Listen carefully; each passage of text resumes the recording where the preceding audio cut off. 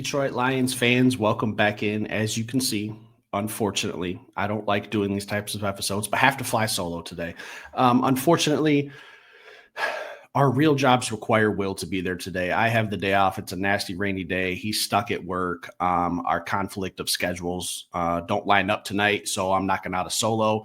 I talked to him earlier. He might put out a solo for you guys today, so he might get a little 2-for-1 action from Steve and Will tonight. But real quick, before we get into it, Teresa Ruckel, still waiting. You know the deal. Been calling for you to get a hold of me the last couple of days. And as far as I know, Greg Kellogg, get a hold of Will for your football that you guys won during our members giveaway. I'll update the members information at the end of the show. I don't want to bore everyone to death with that, but I'm going to talk today about a kid that's been on my radar for about a couple weeks now, I would say, since his pro day type workout.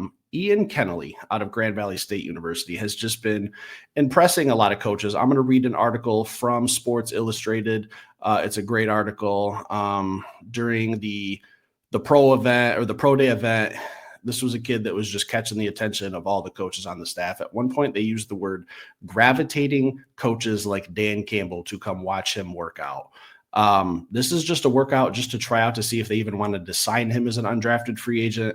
Athleticism off the charts. He's 6'2", 205 pounds. During these drills, like I said, the coaches were taking notice of what was going on and started gravitating toward where he was working out at. Dan Campbell. So let's talk about that, man. I've never met Dan Campbell. I imagine he's a presence in whatever room he walks into. He's the type of coach that I feel like you have to really do something to stand out to him. He's seen some great players, not just on the Detroit Lions teams, but players that he's played with or coached elsewhere. So for a player like Ian Kennaly to come in and have a workout and to do so well that Dan Campbell stops what he's doing to come over and pay attention to what's going on. And at the end of this workout, Dan Campbell even said, his workout made me have to sit down and go turn on some more tape to validate. And that's something that me and Will talk about when it comes to the combine stuff. We don't really get wrapped up in the workouts and the game film. We like to pair those together and see how they look combined as a whole. Not just one good workout, not just one good football game. Can you take the two and mesh it into one and get a good understanding of this player? So that's what Dan Campbell did, ultimately signing Ian Kennaly to a undrafted free agent deal. Listen, me and Will have talked some undrafted free agents before, and I think we're all on the same page that this Detroit Lions team is just going to be tough to make. It's just built to win. So I even look at some of the guys that we drafted in the late rounds as being like, I don't know what the term I would use is, but on the bubble. Are they going to make the team? Probably, but it kind of pushes that good talent that we had last year that we were picking up because of injuries. It kind of pushes them further down the list. So in my opinion, when training camp opens up, I don't know how many guys exactly we'll have in training camp, but I know we have to cut it down to 53. I'm willing to say that I think there's probably 48 to 50 guys that are a lock. So I think that there's maybe only 3 positions. I don't even want to use the word position, but 3 players that could really maybe make the team or maybe be a surprise. And I'm willing to put Ian Kennaly into that category as a guy who could potentially make the team, but it's probably going to be as a special teamer. So when I look at his measurables, 6'2", 205, runs a 4.5. We've been talking and trying to find a guy that can replace Ife Melifonwu. All right. Ife Melifonwu, what he did that was great was he was a corner that was 6'3", 200 plus pounds, a big physical presence. Detroit Lions drafted him, kind of converted him to safety. Unfortunately, he couldn't stay on the field, was always banged up, missing too much time, wasn't available. So we had to cut ties with him this past season. He's down in Miami now. So I think that the Detroit Lions defense really played well when we had a player like Iffy, someone who could come into that box, play solid against the run, blitz. I don't want to say we're missing it, but it was a nice little wrinkle that we got to see a couple years ago when Iffy was 100%. So 6'2", 205 for Ian Kennaly kind of fits that build. Can he take on that role? Potentially. I think that when we look at our safety room, and even in the Sports Illustrated article, it kind of really stood out to me. Real quick, I want to see if I can find it. They talk about the lack of depth that the Lions have at the safety position, with really only being players like Brian Branch and Kirby Joseph. Like, those are your 2 starters. And then they mentioned Avonte Maddox. I think that that's who Ian Kennaly's going to have to compete well against. I don't think he's going to beat him out, man. Avonte Maddox has been an NFL player for a long time, Super Bowl champion with the Eagles. He's been around. He's always going to have that experience edge on him. So when I'm looking for camp to start, Kennaly versus Avonte Maddox, I think Avonte comes out on top. But if Kennedy's making a strong case and he's battling and he's at least in the, he's got his name in the hat, he's in the mix for that safety spot, that backup spot that Avonte Maddox, I think, will eventually win. If he's just competing and making the coaches make a tough decision, I can see a spot on him on this team. But then I think of players like Dan Jackson that we just drafted out of Georgia. Go Dogs. It's going to be tough. Our safety room would be at about 5. Is that too many? Is it some guys going to be special teams? That's a potential. So when we're talking about undrafted free agents or players in this category, I think that's where I think that they have the best chance to make the team. Special teams. All right. If you can make the team as a special teamer, hang around, get some more practice. Boo-boos happen in the NFL. If someone gets banged up, Ian Kennaly can come in and take a job for a couple of games, or if need be. We don't want to talk about injuries or think about that. Still scarred after last year, but it's the NFL. It can happen. So if Kirby has to miss a game or two for a little minor injury that's maybe bugging him, or same thing with Brian Branch, we have some guys that can step in and fill in. Avonte Maddox, Ian Kennaly, Dan Jackson. Obviously, Avonte Maddox is probably going to be the favorite, but I want to see Jackson and Kennaly be involved in that battle for that rotational safety. And our secondary is so deep that I think, and I've hinted at this before, that maybe we have some guys that can play some key roles later in the season, depending on matchups, depending on who we're going against. Will talked about Ennis Rakestraw the other day, and I said the same thing. Like, Ennis had first-round talent. If we think that he's a good matchup versus someone that the Philadelphia Eagles have in Week 11, and maybe his role's a little bit bigger, it could vary week to week. So guys like Ian Kennaly, man, I got my eyes on you. I want to see what's going on here. Kind of started to hear some stuff a couple weeks ago. Haven't had a real chance to really sit down and dive into it. Me and Will have been hammering out some good episodes, so it's been a little hard. But now that I got some one-on-one time to do an episode, I wanted to talk about Ian Kennaly. And during his workout, they were talking about, they threw a lot at him. They threw all the defensive plays at him, and they even said like he had a hard time swimming with all that. But that's kind of what they expected. So when you key in on his physical traits, he's got the physical traits. Can he learn the game of football? And it's going to be a massive, massive jump going from Division II Grand Valley State to NFL, like the peak of the mountain. It doesn't get any higher than the NFL. There's guys that come from, schools like Ohio State, Michigan State, Alabama that struggle in the NFL, and they see top-notch competition every week in college. So coming from Grand Valley to, hey, man, you're going against grown men who do this for a living now, it's going to be tough. But I think he's got the physical traits. It's really just going to be, in my opinion, how much does he pick up on the mental side of the game. They talked about his workout. He did a great job of tracking the football.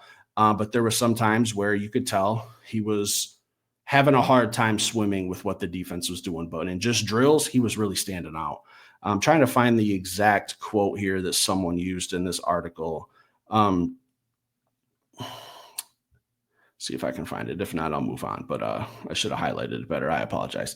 So just little players like this that are coming to the team, I understand. The hardest part for me is I want all these guys to make the team. It's tough because doing a lot of research, doing a lot of digging, you kind of develop a little soft spot in your heart, I guess you could say. And I think that that's what Ian's kind of doing to me. I'm not saying he's my favorite undrafted free agent, but he's probably one of the very, very few of them that I could be a little bit surprised at if he makes the team, but I wouldn't be absolutely, utterly shocked to the point where I would call it like breaking news or anything, because I got to watch a little bit more of his game tape. And again, you got to kind of, for me anyways, I got to kind of grade on a curve of understanding that he's going against Division II players, not the schools like I mentioned, like Notre Dame's or anything. So he's a little tough for me to really judge when it comes to that, because Man, I think that the best chance we're going to get looking at him is I do think he will get some preseason game reps. I know, thank God,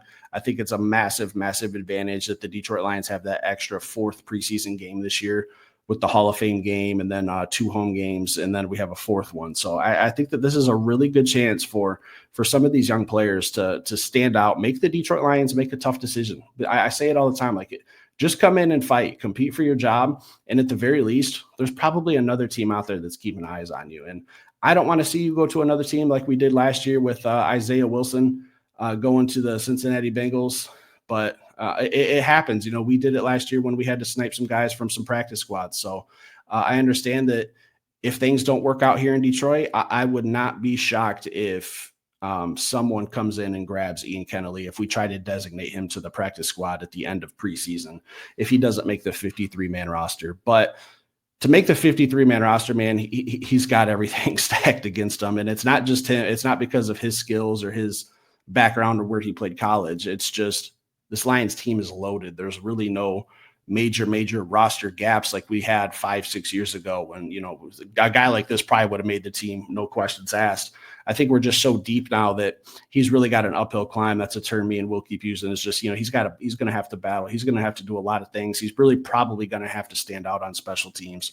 So Ian Kennaly, the pride of Grand Valley State, man, another Michigan kid that we got here, really took advantage of his local pro day, ended up getting a undrafted free agent contract, man. It's a story worth talking about, I think. I know that some other Lions podcasters have talked about him. I haven't watched it, but I was browsing through YouTube looking for some other stuff the other day, and I can't remember the channel, but I saw his picture on the thumbnail. So I know he's been talked about. I know I'm not the first one, but just giving you my thoughts, guys. I think he's got a slim chance. If I had to put a number on it, less than 10% chance he makes this team. But someone I'll have my eyes on watching, seeing how he's battling with Avonte Maddox, seeing how he's battling with Dan Jackson. Is there a spot where he can fit into the rotation, maybe in an Iffy Melifonwu role? Can he be a box type hybrid linebacker, blitzer? I don't know. I think he's got all the athleticism tools. Can he work on what's going on up here and do a little bit better of a job of slowing down the football game? All right, going from Grand Valley to the NFL, the game is super fast. We talked about it with Aiden Hutchinson, who's absolutely elite as a rookie. We said once this game slows down for Hutch, he's going to be a problem. So when you first get to the NFL, everything is so fast, everyone is so big, it's a lot to take in. So coming from Grand Valley, he's really going to have even more of a process to slow the game down and make it a little bit easier for him. And it might take a little while if he's fortunate enough to stick around with the Detroit Lions, like I said. So keep an eye on him. Ian Kennaly, man, small chance, 10%, but 10% doesn't mean you're completely out of it, guys. So again, couldn't get with Will today. I have some plans later this evening, tonight with some friends. Will's working. When he gets off, maybe he'll put out a solo so you guys get a little Detroit Den 313 double dip. But like I said, let me give some shout outs to some of our new members who have upgraded to that Super Den level. Cynthia, I don't have a last name for you. It's just Cynthia. Welcome. Mark Yarhouse upgraded. DJank 69 upgraded. Jonathan Bischoff upgraded. We also have a new member, Willie Williams, joined our basic den level. Again, next episode, I'll do a better job of explaining the tiers and what's going to be given away. But that super den level, we're going to be giving away all kinds of Detroit Lions memorabilia, some signed football, signed jersey, signed pictures, signed helmets, anything that's memorabilia, game tickets. We're working on getting game tickets. So consider it. It's not it is greatly appreciated. It is not required at all. It's just a way for us to give back to people who support this channel in a financial matter. It's truly a blessing. I can't even thank you guys enough. But those Super Den members, you guys are going to get all the memorabilia, the game tickets, and I'll explain the other tiers later. We have some stuff for you guys too. It's pretty cool, man. I got some jerseys for our loyalty Den members. We'll talk about that more later. Stick around, hit that like button. Look for Will's show tonight, guys. We'll be back later. We'll get together later. Enjoy the show.